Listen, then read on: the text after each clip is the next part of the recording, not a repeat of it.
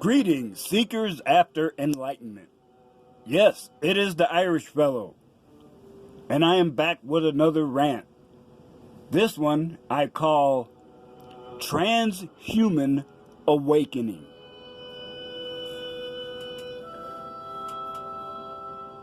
Transhumanism, just like any other philosophy, movement, or however you want to describe it, can be distilled into a set of philosophical principles. Adherents advocate for a reset of the human condition, using technology to enhance human capabilities. It is the release of untapped potential that has us, as a species, at the brink of events that could lead to utopia.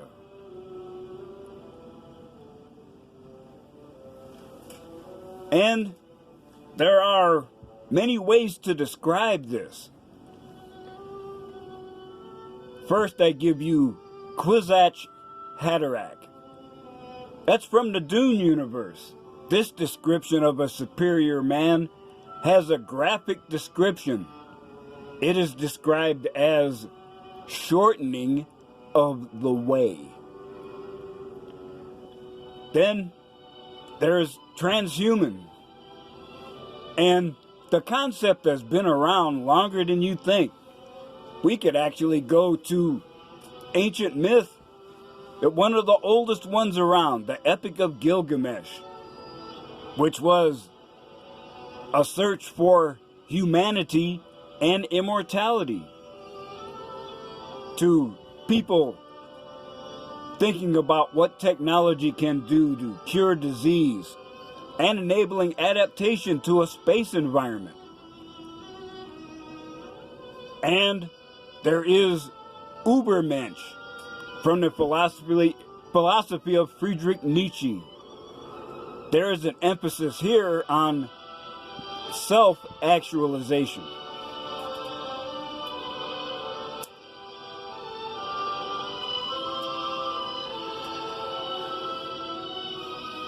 With our technological advantage, it's not necessary to go live in a cave with an ascended master. And there is no longer a need to live in deprivation for years to achieve enlightenment. Our shared wisdom reduces this task. It was formidable, but now it is merely difficult. And it's a reminder that we must think about the future in a different way. Homo sapiens is not the end point of what you may call evolution. With technology, we can enable a leap forward, utilizing untapped potential. Some critics call the terms post-human and transhuman an insult. They're saying that these terms devalue the individual. Yet one can look at the goals of this philosophy and one can see pursuit of excellence in achievement.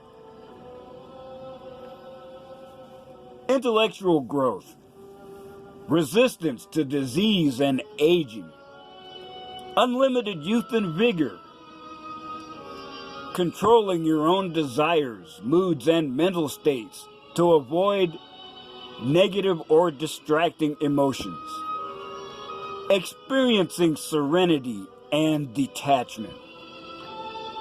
Instead of post-human, could we call that new being a tuned up human? And when you think deeply about this, it doesn't matter what the source is. It could be an enhanced upload of a personality of a formerly alive person. Augmentation of a human with implants, which could be circuitry or nanotechnology. pharmaceuticals to enhance mental performance, and wearable technology. All of this stuff is blended together. And when you apply your own concept of self, that's what pushes you into the realm of transhumanism. Now, I noted in my research that a lot of the rhetoric about transhumanism is negative.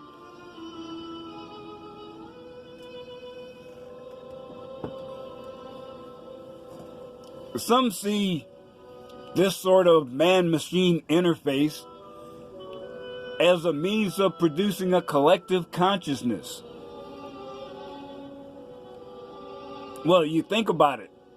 If you've got an implanted transceiver, you don't have to worry about imperfect use of symbols and words to get your point across. That other person you're connected to knows exactly what you're thinking. There's no misunderstanding possible. But you think, at this point, is there no more individual consciousness? I mean, how can you be trained to be able to share thoughts and maintain your individuality? Or would this be used as a point of control? And, you know, this isn't a blind leap into the unknown. People are thinking hard about the implications of a man-machine interface. So, here's one you can consider. Would a lengthy lifespan become meaningless? Can one still strive and achieve in the absence of mortality? Now, I consider the entire act of life itself as order against chaos and reason against entropy. I want to see a mass transhuman awakening so that all of us ascended spirits may pass on to a greater and more fulfilling state of existence. Now, you think about it. This does not exclude the presence or even influence of what I call the infinite, or what others call God. And in fact, this is what religion claims to do. That is, preparing your spirit by purification to live at a higher energy state than your current mortal existence.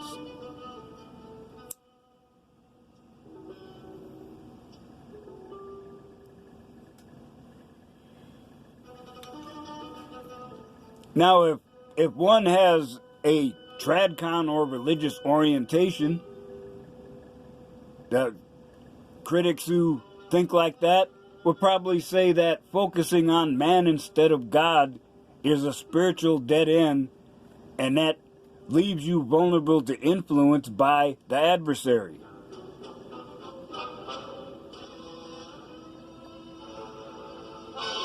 From my perspective, it seems that the goals are similar.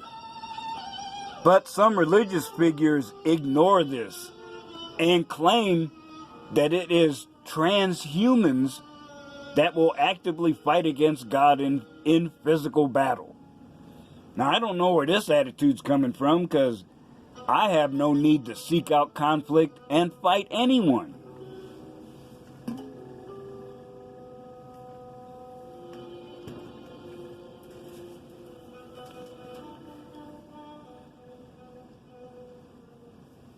You have potential that you may not be aware of.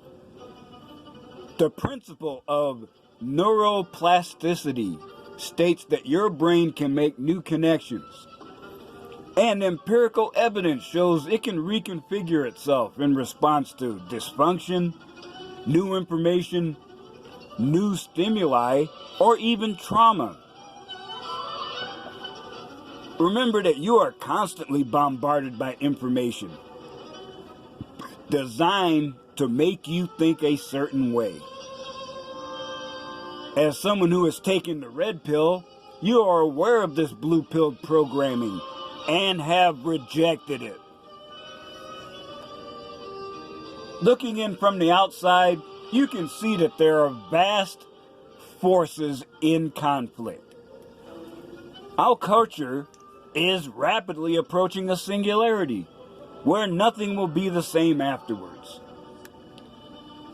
And after this singularity, there will be a transformation, not only in our physical beings, but also our thoughts and our behavior. So consider body augmentation, where prosthetics exist and are more or less a standard replacement for a lost body part. There is increasing use of augmentation. Now, Japan has an aging population, and they've done extensive work with robotics and even exoskeletons that are wearable and can assist a person that is debilitated or even a paraplegic to be able to walk normally.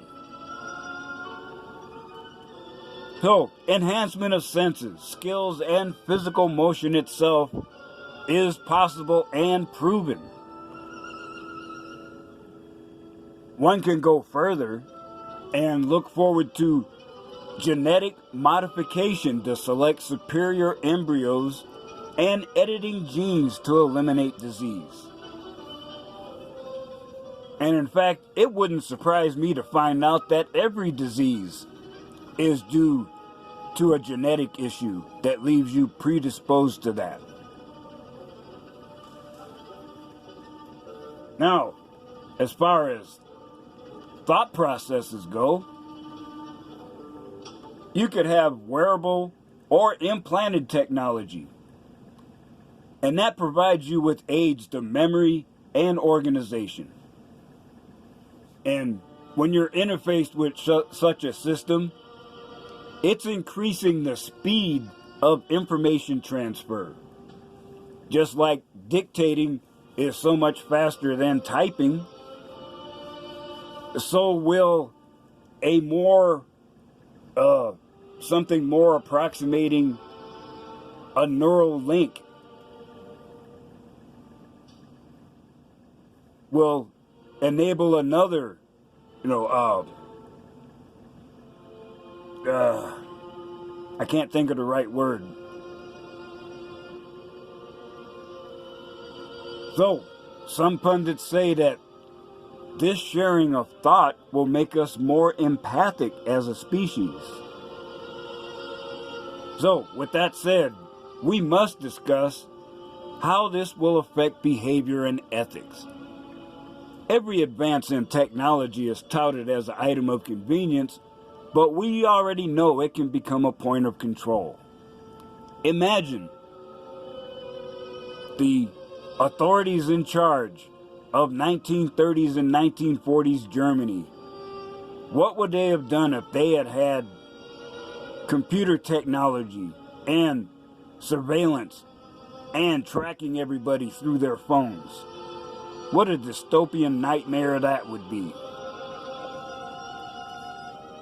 So, at what point does encouraging desired behavior become twisted into punishment for wrong thing? And in a culture where thoughts are transparent, what is a thought crime?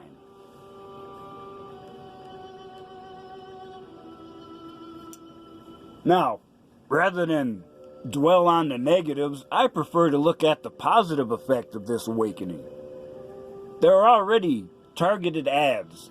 An external algorithm is looking at your online viewing habits. And I saw a commercial a while back for an app you can put on your phone that will sense your mood. And that would affect the ads you could see. And in fact, take it a step further. Your house could sense your mood. So, now you're there and you've had a rough day at work. So your auto Uber is giving you a ride home and you're finally able to smoke that blunt and relax. Well, on its own initiative, the house will adjust the music, lighting, and food. And if you're really twisted off, if the house has been interacting with you a while, the house can automatically answer routine incoming calls, knowing what your response would be.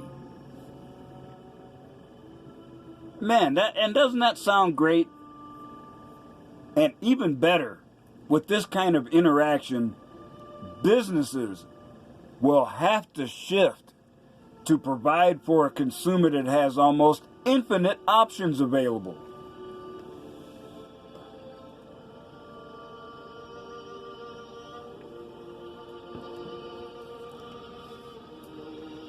Now, this is going to cause, in my humble opinion, a mass shift in perception.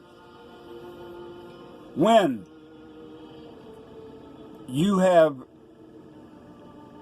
built-in computing power that responds only to you, allegedly, that will keep you from getting twisted off without you having to invest a lot of time and money in professional help. Think about it. Will this cause a mass shift in perception? And now, these tuned-up humans turn their attention to deep philosophical questions of existence. That would be awesome.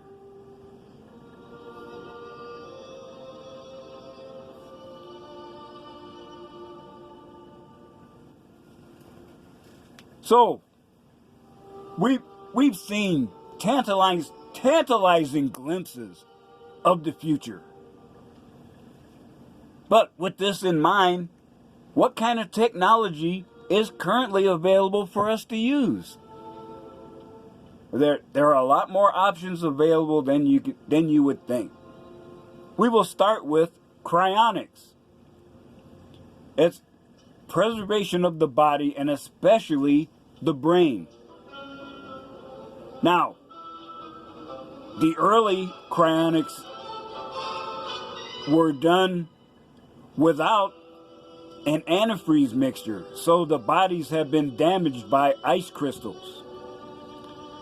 There are some people who say that it's impossible to revive a body that has that much extensive damage, but you could extract the RNA that's in their brains and use it to teach someone else, or perhaps extract the essence of your personality in a new body.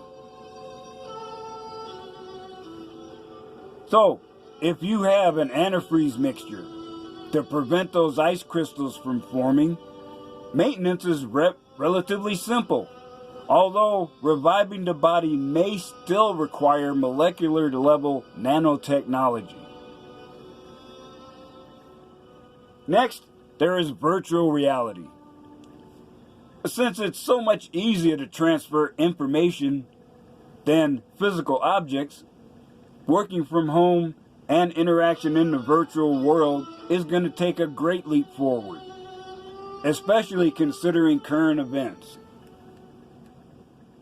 Computing power is approaching the level where hundreds of frames a second will be commonplace. I know currently the gamers are happy about 60 frames per second.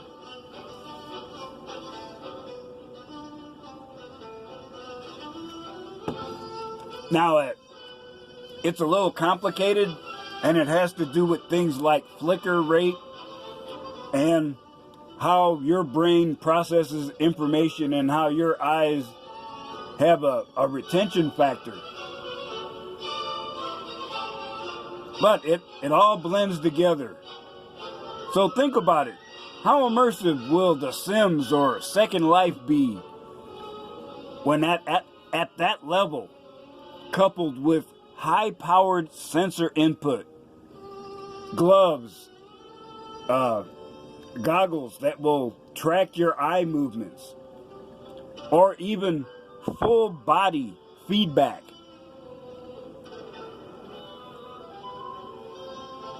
Now, we know that when they're making movies, that this technique goes back for years. If you look at the original heavy metal movie, The Adventure of Tarna, was done using primitive motion capture technology. So it is certainly possible to adapt that to life in the virtual world. Then, next we have gene therapy. And it was like I mentioned before, it would not surprise me to find out that every disease known to man can be ascribed to a genetic marker. Experiments have shown genes can be turned on or off to cure disease or compensate for a poor diet. Now, there are ethical questions involved, but makes me wonder, who will be the first to have the genes in their sperm manipulated so that their children are superior? Next, this is one that a lot of people are excited about: space colonization.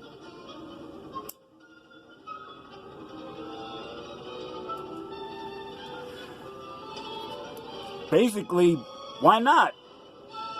There are many reasons to go into space: to fulfill manifest destiny, freedom to live without interference, avoidance of war and genocide, preservation of culture, and you can't forget one of the big human motivations: to stack that cash, baby. And there is another reason, one that is obvious. We already know from experiments going all the way back to Skylab, to the Russian Salyut and Mir, to the International Space Station, that man is not meant to live in space or most non-Terran environments. He's not designed for it. So, to survive and truly conquer space, we must transform ourselves. Next is cybernetics. Although fictional versions are powerful, there are real cyborgs among us. Cochlear implants and prosthetics with feedback are current. Hearing and vision enhancements have undergone extensive experimentation, and they could be next. Now, another philosophical question to consider: will there be a pushback against humans who let too much of their bodies be replaced by machine parts? Now, here's one that I discuss in my fiction: autonomous, self-replicating machines.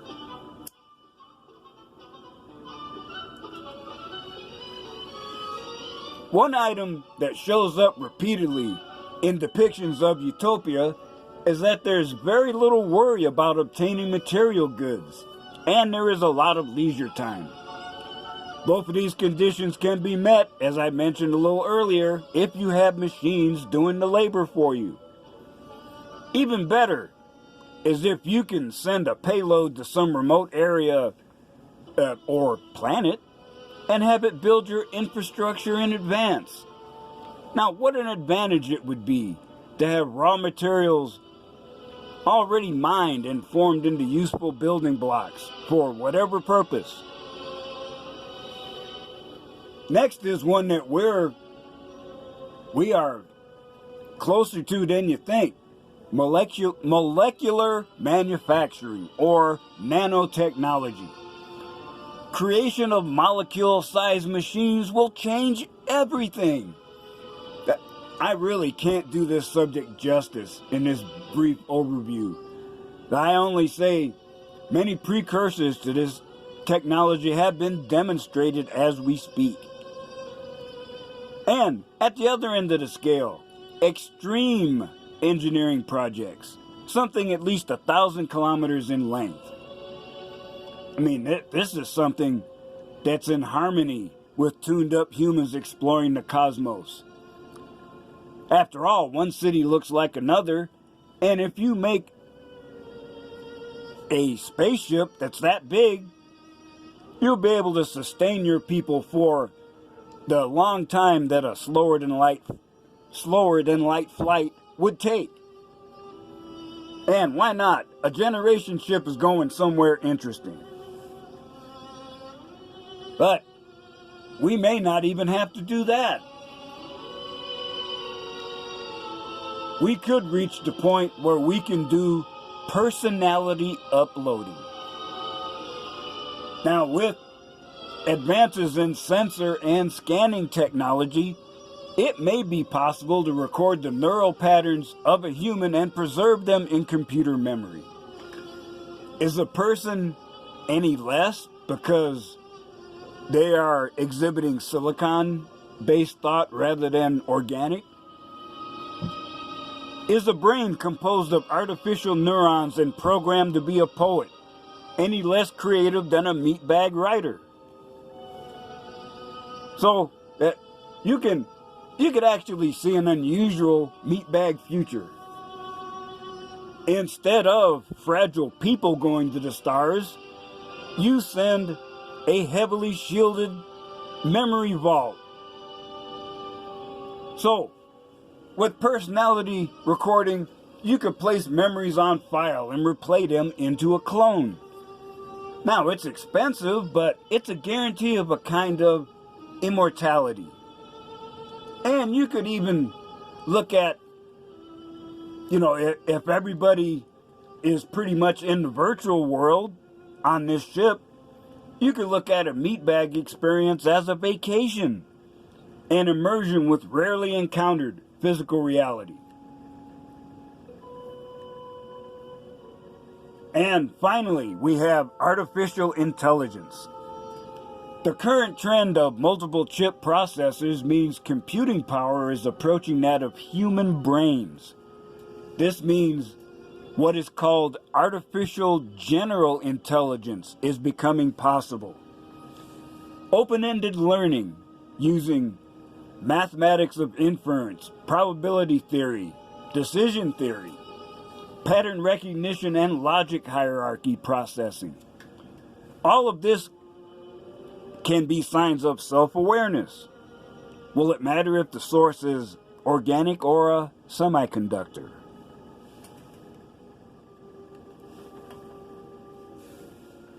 So, brothers, that's it for my little overview. And believe me, we're close to that singularity. And proper use of tools already available to us will allow us to chart a course towards a free and exciting future.